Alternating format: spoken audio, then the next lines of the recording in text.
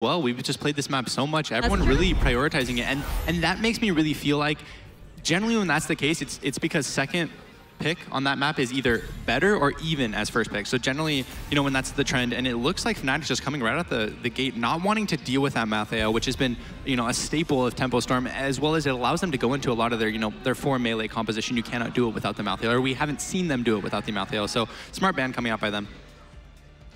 I think it's also a good battleground to start on, and correct me if you believe this as well, Michael and Dread. When it comes to shot calling, I feel like this battleground is one of the best battlegrounds for testing who has a better shot caller, or if you can at least be even matched. I feel like Cursed Hollow used to be that, but the new Towers of Doom, it really feels like being able to test your opponent's wit and what they can do with the composition is something that you really strike heads with in the middle of the face. I definitely think it enforces understanding the intricacies of compositional advantages more than some of the others. It's one of the maps that, yes, you can get those advantages through the macro, but it does feel like in the end there's always that breaking team fight. But I feel like those small transitions, and especially the early game alters, and how hard and how fast you can force those moments of desperation do come down to kind of the delicacies that can exist within the compositions picked up here. Tempo, though, they're going to rid of the Genji, and this is interesting now because we really have the 3, you know, the popular mainstays here of the Western Clash. All of them are going to be available here for this very first game. Yeah, that leaves 2 of those 2 Tempo Storm. Yeah. But Fnatic with their choice of them. It's one of those moments where it does feel like Tempo Storm maybe kind of altering their ban based on the argument of how many objective OPs in your head are there, and then if there's going to be 3 and it's an odd number, it's always in your best interest to, if you ban one, leave it open, and then if you're not going to, neglect it and look to be able to get a majority for yourself. Yeah, I mean, I just would be so surprised if they let the Maiev through here. I mean, Mene showed why he is a power on that hero yesterday. Please but give it to me. Yeah, exactly. Like, I would love to see them pick it, but in the last series, I mean, Tyrael Maiev has been the duo, right? If there ever is an option, and okay, that's exactly where I was going with my point, is maybe taking away the Tyrael will make Tempo Storm not want to pick the Maiev, right? Because Tyrael Maiev is such a duo, and if you can't have the Tyrael with it, it's like it's not as powerful. Do you think Blaze would be good enough for the Maiev pick, though? Being able to have the bunker on the side, it's still something that you can still go into?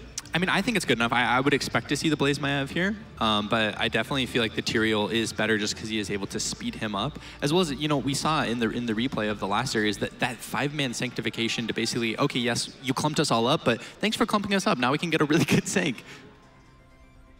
Tempo Storm thinking about it. Do you think they expected that Tyrael? They seem to be waiting a little bit here on their pick.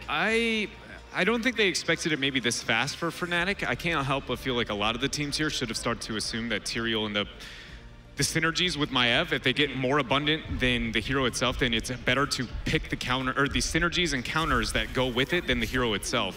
Tyrael, without a doubt, seems to be like one of those kind of making a name for it, because it's not only overly synergistic with the counter too, whereas Blaze, he is objectively very, very strong, but his synergy with it's not bad because he has crowd control, prep, and everything of the like, but it's not like Bunker is going to be the wombo combo, right? Combustion could be the case, but a lot of teams seem to be avoiding that, plus the cooldown is not worth the trade-off versus the 40 of Bunker. When it does look like they go for the Malfurion over the Blaze here, I actually, the more I think about it, I actually like this pick, right? Leading into this tournament, we were like Malf and Maiev are the 2 priority heroes, right? And Tyrael and Blaze would kind of be the lesser. And the reason I like it is because, yes, Tyrael Blaze is a pretty strong double tank frontline, but generally your Blaze is going to have to be in the top lane, right? Because he has the better wave clear up here, and he probably will end up facing something like a Dehaka or Leoric, and Tyrael doesn't do as well into those heroes. So basically that allows them to have no CC in the 4-man, or they don't have a CC tank in the 4-man, which against Maiev is pretty scary. For Fnatic, I'm kind of curious what they're going to pick up. Again, with Sonic coming in, I'm not sure what they're going to pick. Typically by now I'd be looking at Fnatic and be like, all right, Grey Mane, healer, probably in their second and third on the old Fnatic. But now it's up in the air. Well, Grey Mane still comes in, there it is, and we get an Abathur's mix.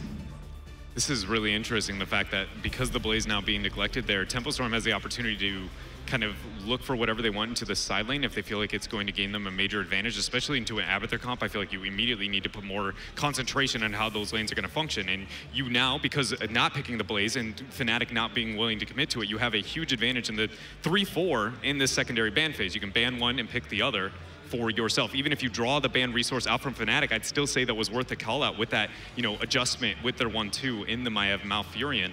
So is it going to be like a Dehaka with the intent to pick up the Blaze or at least draw out the ban, or do you see them go a different direction? I can't help but feel like that would be maybe the one I would like to see, but maybe a bit too slow into an Abathur comp. Well, I'm happy you bring up the Dehaka because I was thinking there are so many strong solo laners still up in this match. I mean, I feel like last series they were prioritized so much, and in this series, right? There are so many up. You have Dahaka, you have Blaze, you have Leoric, and they all are really strong with an Abathur hat. So I think Tempo Storm is in this position is, okay, is there one that is extra scary than the others? Because what's going to happen is they're going to ban one, pick one, or would they rather get rid of a support? Like okay, it looks like they are going to get rid of the Uther, which I personally like, because they're going to get one of those strong solo laners. You can't choke them from all of them.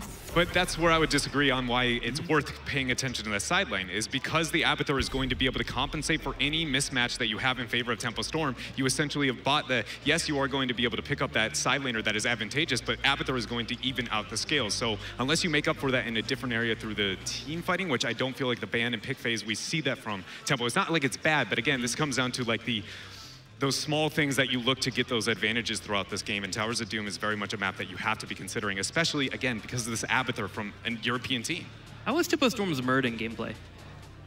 Not amazing, though they do have a winning record with them. In general, Muradins are not as strong as Muradins from Europe. I want an aggressive tank here for Tempo Storm because of the reasons that you guys are bringing about the side lane and Abathur going to win that no matter what. I want to see aggressive four-mans with that Maiev trying to force fights around those sappers, and Muradin's one of those that kind of jumps out to me. He can survive by himself, he can force a fight, Maiev can go in with the engage. But other tanks that are available, ETC could be good here. Just try and force a situation. They picked Dahaka and Tracer for now though, as Tempo Storm looking to get a lot of bursts there with that pulse bomb. It's almost always Dahaka for Tempo Storm on Towers of Doom. They will go Malthael, but the preference, I think, even over that, is Dahaka, because they like to be able to stalk down and invade sapper camps. There you go. I mean, it's crazy to me. Blaze is getting so far into this draft, whereas yesterday, the last series, and Blaze was just such a high priority. I feel like Tempo Storm is such a strong comp. I mean, leading into this tournament, if you told me someone had those 4 heroes, I mean, plus probably a CC tank, I'd be like, wow, they won.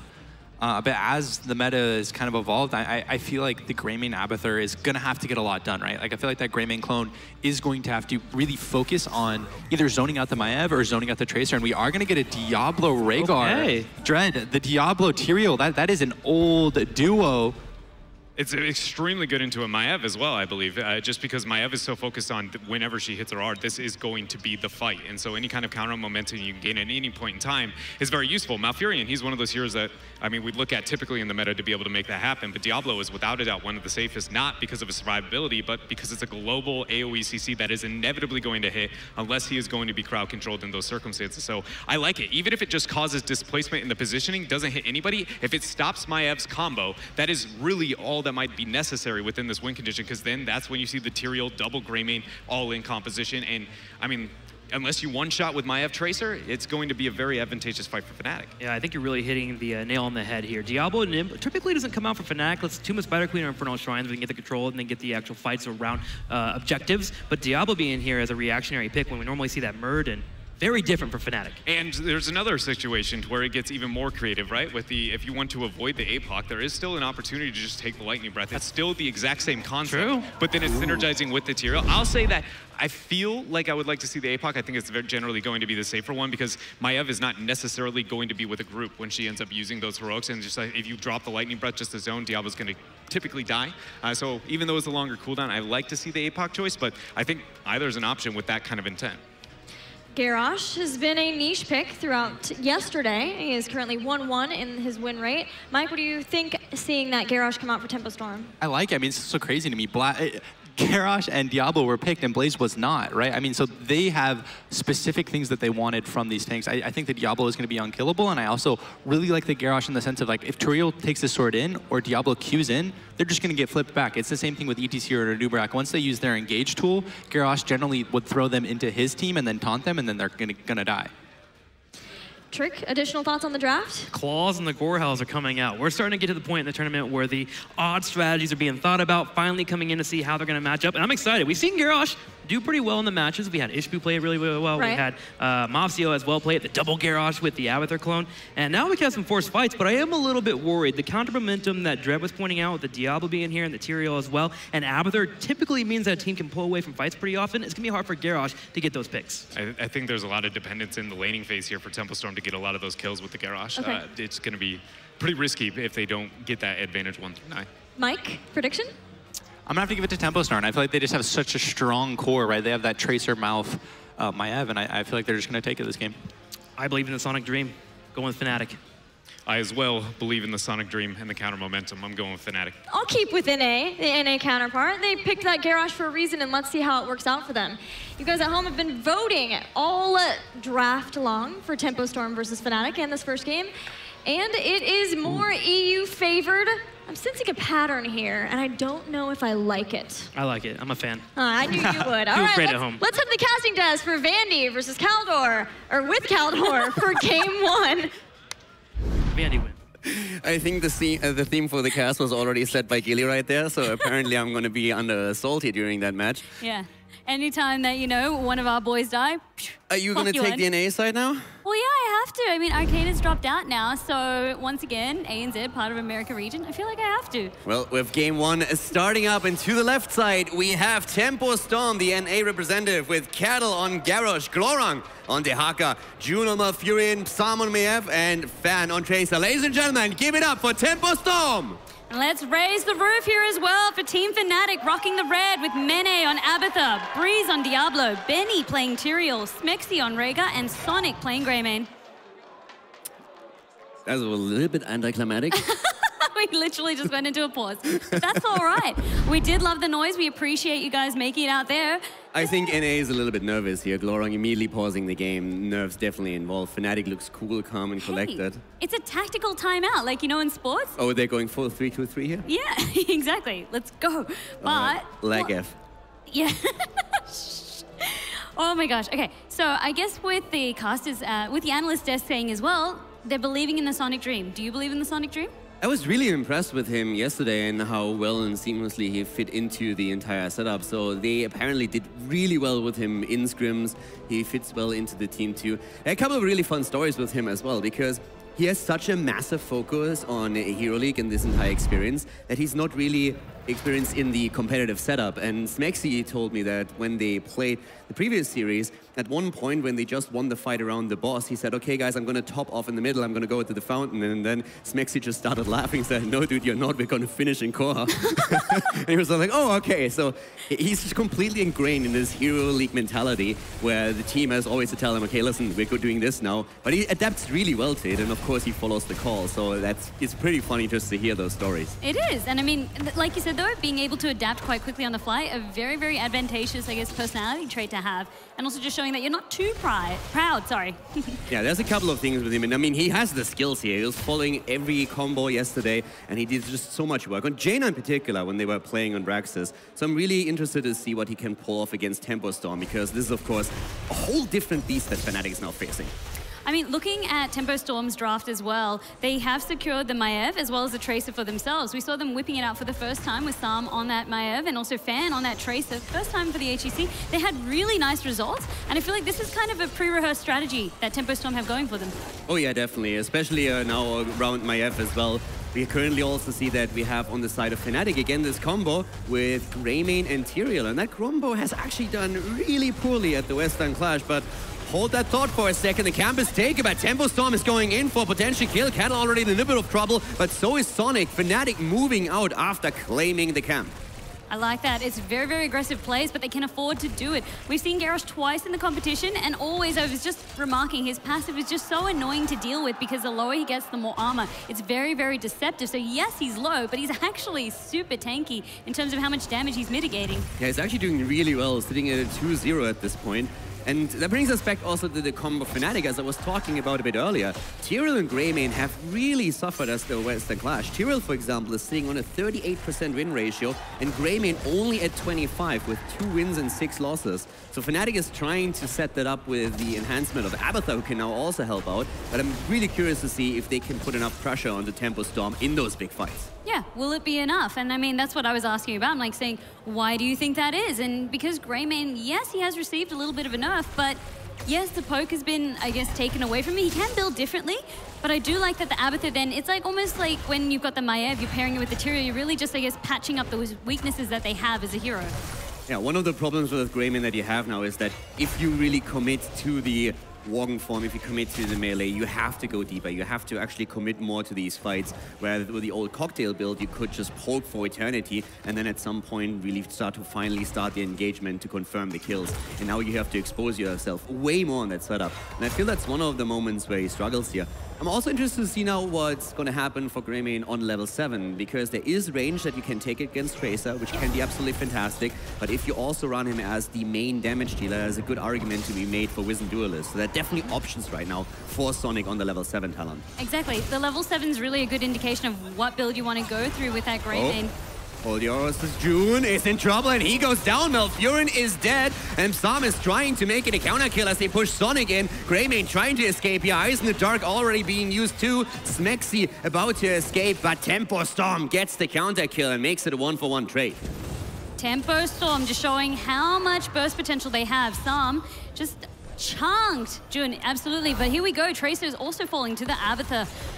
It's just, you really need to be able to respect that, especially with that Abathur. Your early game is just, it's pretty lackluster. It feels like a 5v4 for most of the game. Yeah, you do have the hat, but just having the extra body once Ultimate Evolution comes in, it makes such a difference, right?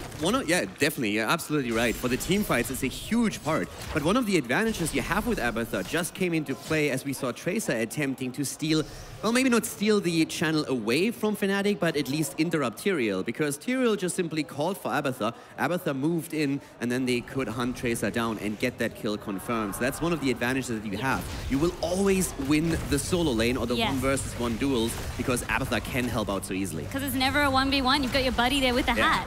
Yeah, I love it. And like I said, it's just how you play him as well. And the more stall you can get around the points, it also then benefits Fnatic, because Abathur is soaking those lanes and netting that all-important experience.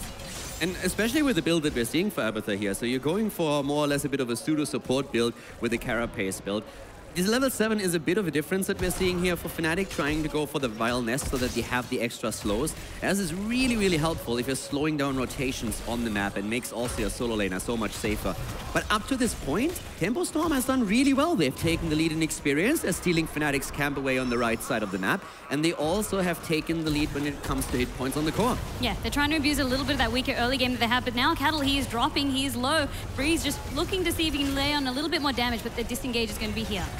This is especially going to be interesting towards the later stage of the game. How Breeze is going to perform on Diablo. He's an absolute menace on that hero. The big question just is it enough to really pressure Tempo Storm? Because once we have level 10s coming in, we're of course looking once again to Maiev and the Warden's Cage. For now, the pressure is on Fan, but he's able to escape.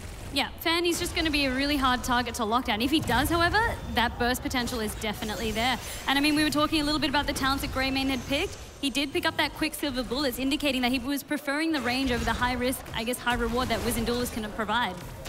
Yeah, especially when you go for Quicksilver Bullets against Chase, they can really chase it down here. But it's always tempting to go for the extra damage. And the rework on Wizened Duelist is super interesting. And it's one of the reasons why we see it now so often, as you only lose half your stacks that you accumulate. We also have a bit of an adaptation happening here with Tyrael, with the Swift Retribution now on level 7, really catering more towards Greymane, who of course wants to go in with these auto attacks. I mean, look at this play here by Fnatic. They're not really trying to contest this. Instead, they immediately tried to see if they could find some value soaking the off lanes, just waiting for that all-important level 10, because that was acquired by Tempo Storm, and you'd just be fighting at such a handicap if you were to take that fight. Yeah, for Fnatic, it's going to be pretty big that they are scaling very well towards the late game, and that's something that Tempo Storm has to respect. But in the early game, they're taking the lead, and Fnatic is now down to 28 points on the core. As you said, they're still struggling to get their level 10 here. They will reach it soon, especially since Abathur can now attempt to double soak the lanes here. But they need to make sure that they are then starting to get some of these fights in, because Tempo Storm is really attempting to exploit that advantage they have. Yeah, exactly right. They're reading the draft and not really trying to let them get their power spike, or if they do, maintain enough of that advantage, it's not going to matter too much. Breeze here with the flip now onto Cattle. Yeah, nice slow here. Once again, Maiev coming in immediately. Breeze looking for another opportunity to engage here maybe, but Garrosh is already in play. Breeze had used his ult, but he was stopped by Garrosh from moving in. Very nice deny here against Fnatic. That's going to punch them hard. He does not have that cooldown now. It's a very big cooldown. He is locked down by the Sun's Warlord's challenge. Let's go out. And there's the taunt. Ancestral comes through and saves him for now. Bad Banny with the Sanctification. They're going in and they're getting the kill. They're getting the double kill. Malfurion is down and so is Garrosh. Fnatic, what looked like the perfect engage for Tempo Storm turns into a disaster as Fnatic takes the triple kill. I can't believe it. How did they turn that fight around? Apocalypse was down, and I was just saying that's a really important cooldown that they need. This is Fnatic showing their strength. They're saying, you know what, we don't even need the Apocalypse. That was absolutely insane. First, Breeze tries to make the engage happen. Starts with the A poke, tries to get the engage, but Garrosh stops him cold, and the ult is down. And then shortly after, we see Maiev with the counter aggression going for the cage, and just barely Smexy able, with a quick cleanse and an Ancestral, able to save Diablo there in the end, and also the sanctification on the side of Tyrael. And that really what started all of this. We see the copy on Greymane coming in, and then Sonic just moves in together with Mena, and they get kill after kill. Insane play by Fnatic, and Tempo Storm definitely did not expect that. I mean, early in the day, we were touching on about how Rhaegar was having a 100% win rate. I believe it is a little bit lower. There's one loss gone to him. But Warlord's challenge going out on the Tyrael now. He's in a lot of trouble, Benny. Then he gets the hat. Once again, they're seeing the move, and they're trying to go for Sonic here this time. He moves out. Eyes in the Dark is going to save him for now. And once again, we're having Abathur moving in, but here comes the flip, and they go for Breeze, and they're going to get him. Isolated target makes him a very, very easy target for Tempo Storm to finally pick off. The soul's now being consumed. He is back onto the battlefield, but a squishier version of himself. Yeah, that's of course always the big problem when you're running Diablo here. As long as you hold the 100 souls, you are absolutely... It's so difficult to really take you down. You're an absolute beast all the way up at the front, but now Breeze has to make sure that he gets those stacks up once again. And Tempo Storm have maybe only 2 kills against the 5 of Fnatic, but they still hold the lead in experience, and that will head them into the early level 13 talent, so they have another advantage for a short period of time. Maintaining their lead, even though they did lose that team fight a little bit earlier, that experience advantage that they managed to get in the early game is still carrying on over. But the point I wanted to make about Rhaegar was that it was moments like those that really turn the team fight around on the side of Fnatic. They can make Rhaegar still quite a nice pick, although not a meta pick. Yeah, with Rhaegar you have that panic button available to you, so you're very... Big red panic button. Yeah. I'm panicking! You have the Ancestral, you have... I mean, Uther is very comparable with the Divine Shield. It's not quite the same, but you have the same thought process where you have a panic button to save a target. And that's exactly what we saw happen to Diablo in the last fight. And of course, Rhaegar also helps you with the healing ward, with the AoE heals here, and is very mobile on the map itself. But for now, we see Tempo Storm really utilizing Dehaka as that global, pressuring the top lane continuously and also claiming the camp, and that's just something Abathur alone can't do in this setup. Yeah, I feel like it's very, very brutal taking the Dehaka away from Fnatic, and very well thought out by Tempo Storm. And like you said, yes, the Abathur still offers that global pressure, but not to the extent that Dehaka can bring. One of the big advantages for Fnatic with level 13 now is, though, that the combo between Mena on Abathur and Sonic on Greymane is becoming stronger thanks to so much transference. It's just the survivability that you get out of your spike burst that's super powerful here, and that's one of the things that I want to see in the next few fights. The survivability should become stronger and stronger now, especially then also with the Tyrael shields that are continuously going to come in. Drag now out onto Breeze. He is now flipped and manages to get onto Jun, who has forced to use Ice Block. Sanctification being used, and that is the end of Malfuria, and no ult being used by him. The cage comes down, but Psalm is in trouble as Maiev falls. It's the double kill. Fnatic going in again and getting 2 heroes as a result. I just feel so bad for Tempo Storm. The positioning was just a little bit off, and Jun, you could see he just had to hit his panic button in the form of that Ice Block. They're going in deep once again. Breeze trying to get the flip. They're going for Glorong, and he might be in trouble here. Already using his essence. Fan is coming in as well from behind. They're fighting underneath the bell tower, but so far Fnatic just didn't care. And once again, we're seeing Diablo moving in, but Rhaegar goes down. Great kill here by Tempo Storm as they're trying to turn it around. Cattle's in trouble, but throws Sonic back, and not even with the Abathur head is he able to chase down. That was a great pickup with Fan by that flank that he just did. It's just showing that you always need to keep eyes on that Tracer, so I do like that they managed to get a little bit out of it, but I was so worried with that fight under that bell tower there. I was really, really worried for Tempo Storm. Yeah, one of the things that you can already see is how much of an impact Breeze on Diablo has, disrupting the plays that Tempo Storm wants to set up. We saw that with June falling in the last fight because he never had an opportunity to use his heroic ability, and that's a massive problem for Tempo Storm. They want the silence, they want the Twilight Dream, and once Breeze picks up level 16, he has domination, and that is such a massive power spike for him. And I mean, where that kind of went wrong was the fact that Cattle actually flipped the Diablo. They thought it would be an easy kill, but it's almost like when you had the Stitches and you pulled Diablo into your team. It's what Diablo wants. It just gave Breeze such a perfect setup, right? Yeah, I mean, Breeze is doing really well with this as a setup. The problem that they still have is that they're falling behind. Fnatic is winning fights and they're taking kills, but Tempo Storm is winning the map right now. They currently took the bell tower at the bottom right, and we have at this point also the experience lead and the talent advantage in the hands of Tempo Storm, just as the triple altar phase is starting up again. Now, Fnatic will grab level 16 by the time, but they just can't reclaim the bottom, and they might have to let that camp through that Tempo Storm just took. Yeah, that's a wonderful point that you bring up. Yeah, it's really nice to win those team fights, but what are you managing to get out of it? That constant Dahaka pressure, keeping you at bay from any real, I guess, map objective value that you're getting, right? They're trying to fight for the bottom left. This is the fight that they're attempting to force here. Benny with the interrupt against Glorang again. They're already showing up in force. They're willing to take the camp damage down to the bottom lane. But up here, they want to take the battle. And once again, a drag from Glorang coming in against Bad Benny. But Tyrael moving away for now. Tyrael just looking to see if he can just interrupt on the sides there. Fnatic not willing to go in, not yet. Fnatic is down to 12 points on the core. Tempo Storm is at 29. If they get this channel, it's going to be another 5 shots. Diablo goes in, and they're trying to go for June immediately. Cattle with a nice save attempt. Apocalypse is already down. The cage is on the ground, and so is Sanctification. They're going for the fight, but the Twilight Dream of June is wrecking Fnatic here. The copy is down. Can Fnatic turn it around? Breeze goes in. He gets the kill. Tracer is down, and they want to go for the double. They do indeed with Sam. He's looking for more. They're so low on the side of Fnatic. Forced to disengage now. That was an insane fight. So much just happened. Yeah, and it's not over yet already. Abathur placing down the mines in the case that Tempo Storm is trying to move in again, which is exactly what happens. June is there, gets interrupt. Sam with a tether, trying to go for Smexy. Again, the interrupt in the backline. The 4 versus 4 is full on fire here as we have Fnatic moving in with Abathur, of course, to boot. With Fan down, this does hurt Tempo Storm a little bit. Cattle looking to see if we can get any picks, but no, Breeze does go in. Now the drag comes out. The drag was absolutely fantastic, interrupting Breeze as he tries to get for the second domination. Breeze is low in mana. That's a big problem for him, and he is dead. Goes down here, and another flip comes in as Sonic finds himself also on the next target of Tempo Storm. Benny isolated, attempting to rush away here on Tyrael. Abathur helping out as much as he can, but Glorang isn't done just yet. That can't cross the distance. Using that Brush Stalker to really threaten, saying, this is our team fight now. And I mean, I feel for Fnatic. It felt like they had that team fight won, but where they sort of got into trouble was that they just couldn't re-engage after. Tempo Storm just waiting for the momentum, waiting for the cooldowns, and ready to take the fight again. With Abathur's ultimate evolution down, it was a 4v4. Yeah, a very big problem for Fnatic was that the fight happened on the left side of the map. So Tempo could simply go in again.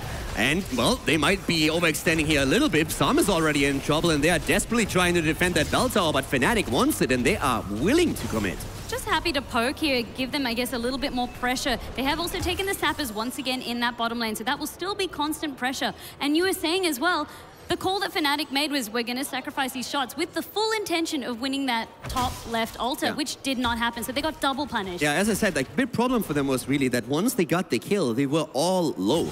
And they had to move all the way to the other side of the map to tap off their hit point and mana pool, whereas Tempo Storm just moved into the middle to their own bell tower and then re-engaged immediately. And once that we saw, of course, the dead hero coming back to life, we also emerged at the scene way faster. So Fnatic just couldn't sustain themselves long enough to win that fight, even though they got the initial kill. And now they are down to 12 points on the core against 26. And that's not the only problem they have. Tempo Storm is on 19 already. They're level ahead in experience. Yeah, now with 20 looming, that's when stuff gets really serious and really scary. Fnatic posturing around the boss. This is their best chance to take a fight prior to that level 20 being acquired by Tempo Storm. Yeah, once again, they need to be a bit aggressive in their posturing already. June is all the way in the back. Fnatic looking for an interrupt, and they're getting it as Benny throws in Ruins once more. Jumps in with it as well. Is going to use Sanct any second here as he's in a lot of trouble. That didn't give the team a lot of value, but at least he's alive for now. Cattle with the attempt to force an engage here. Abathur, Main could actually try and go for the channel on the top right side, but he doesn't have full vision, so he doesn't go for it just yet. Breeze in trouble as we see Sam going in, and Diablo is once again low. The Ancestral comes through, and Abathur is also on the way. The APOC comes down and does a shit ton of damage, but at the same time, we have the Ice Block being used. Benny also on the escape. Breeze is running. Tempo Storm is chasing Fnatic here, looking for kills. They're hanging on by a thread. I cannot believe no kills have been exchanged. They got out of that with the skin of their teeth. That was so close, Caldo. Fnatic is in so much trouble here. It's, at this point, the entire play was to go for the double altar, and now they might lose both, and they can't afford to do it. But Tempo Storm is half a level away from 20. Time is working in their favor. It is, and this puts Fnatic really on that timeline they talk about. Breeze understands that, wants to go in, forcing onto Cattle, who's dropping, he's low. Fnatic gets at least the altar. Abathur down. Maiev take him down at the bot lane. Can they get the counter kill though? Cattle is dropping, he finally does fall. There's enough team members now, they turn their attention onto Glaurung, forced to burrow on. And they're trying to get another nomination in here. Breeze needs to be cautious at this point. Here we have the engage again. Breeze is in trouble. Gets the heal. Is it going to be enough? He finds the angle. He goes for some and they take him down. It's the double kill. Fnatic with a triple going in again and forcing Tempo Storm back, winning the fight with 16 versus 20 talents. Do or die, and Fnatic, they came out strong for this one. They really just denied any advantage that 20 would have brought. And I mean, yeah, I love that we saw Sam taking out the Abathur in the bottom lane, but that actually punished his team so much not by being there to utilize that 20 advantage in the team fight. And another big aspect was the patience on Breeze to wait for the angle so that he gets the stun into the wall once again. And of course, also with the talents that we're seeing on him, the devastating charge on level 13 with the quest completed. There's so much potential here to set up kills. And that's exactly what he did. Now we have Fnatic back in the game, more or less. They're going to claim 20. They're on 8 points on their core. Tempo Storm still way ahead in the hit points, but Fnatic gains momentum, and that is what they needed. And they're scaling into the late game. It's also very powerful here. So Tempo Storm is still ahead, but this game isn't over by a long shot. No, it's not, especially with that delay. We were saying for Tempo Storm, utilizing that level 20, this could be GG for them. It's not, though. Fnatic has now caught up, and like you said, very, very strong. Now they can take a bell tower of their own and put that pressure right back onto Tempo Storm. And just look where the altar spawns. Bot lane, it's perfect for Fnatic. It's really dangerous for Tempo Storm to move down there and force a fight because they will never be able to retreat. And Fnatic knows that. Tempo actually still accepts the risk here and says, we can still go for it. They could have given this up, but they don't want to do it. Glaurung is kind of trapped on the left side of the bell tower. He can still use the burrow to go in. Benny here is attempting the channel. Maiev already eating a lot of damage here as Breeze gets the head of Abathur. This is really a tense spot.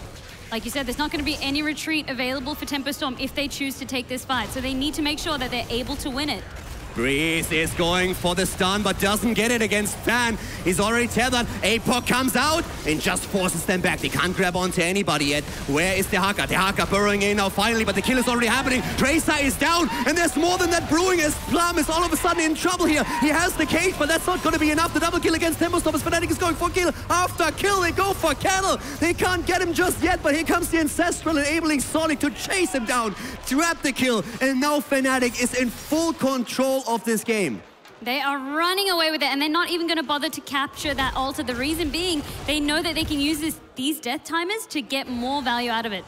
Yeah, and they can now attempt to just simply take the bell tower in the middle, get an additional shot, and put Tempo Storm down to 12. But they don't do it. They played safe for now. They're taking the 5 shots, and that is putting Tempo Storm onto 13 against the 8 points on the core of Fanatics. I feel so bad for Tempo Storm, and I mean, yeah, we see the Apox coming out by Breeze. People might be like, he's not really hitting anything with that. It's the zoning that he's offering, really then forcing Sam having to readjust to where he's positioning in these team fights, and it's punishing him because you can see he wants to be in the thick of it, but he has to then retreat back, and it's just awkward to re-engage. You're absolutely right. It was not the APOC that Breeze wanted, but it's the one that he had to use because he himself was in so much trouble. With Maiev tethering him in, he all of a sudden realized, hey, if I die here, this is going to potentially be even a game depending on how much Tempo Storm gets off that one death. So he used APOC, zoned the opponents out, and then they could engage again. Triple cap now on the bell towers. Full control by Fnatic. You can see Tempo Storm, the shots are whittling down now. Finally, they get the bell tower to stem some of the bleeding. Yeah, now, of course, 2 shots have gone through. We have Tempo Storm on 11 points against 8. Fnatic still controlling the flow here, and with all the bell towers, they were able to claim they have map control. But Tempo Storm, all they really need is a big team fight win, and they can turn this around. Bots, at this point, not up on the map, but it's not going to take too long, another minute and a half, and we're going to have the boss as another strategic element in the game. Yeah, both teams will be looking to take that one out and net those extra shots. We can see the Warden's cage coming on out, followed by the APOC. Sonic is in trouble here. Ancestor's already going through, but it didn't hit Sonic, and now it's a double, it's a triple. Tempo Storm is absolutely wrecking Fnatic in this fight.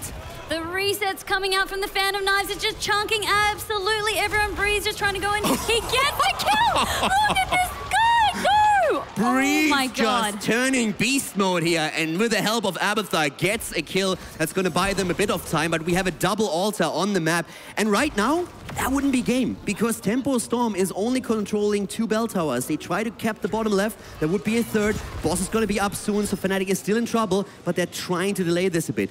I actually think that Smexy misclicked in the last fight. I didn't get a full view on it, but I think he wanted to hit Greyman as Sonic was already on half HP, but Sonic never received the Ancestral. So it seemed to me as if he misclicked and hit someone else by accident, but I'm not 100% certain on it. That's a bit rough. The boss is gonna be a factor in only 20 more seconds.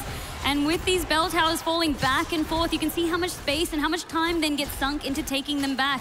Finally, Fnatic's death timers will let them back onto this map, but for both teams, it's really coming down to the wire. There's not going to be many more team fights. Yeah, that last team fight wrecked Fnatic. That was definitely what they were trying to avoid here. Now they are back in the game. And the one thing that really goes in their favor is Breeze hasn't lost his souls. He hasn't lost his stacks. That's a big advantage for them right now going into the next team fight. But as we can of course tell, at this point, just 3 more shots on the core of Fnatic and they are in trouble. It's one of the reasons why they're trying to take this camp. But it's getting stolen away by Cattle. Great move from Tempo Storm. But the whole idea of Fnatic here was to relieve that threat of a camp pushing through the bot lane and finishing the game. I mean, I like the point that you made about Breeze and his health pool. Diablo in the late game, he's sitting on 8.4k health. That is so meaty and also makes him the perfect target for Ancestral Heal in terms of the value that you can provide out of it by healing such a large health pool. Breeze as well, utilizing that devastating charge, the 10% bonus damage by fulfilling that quest.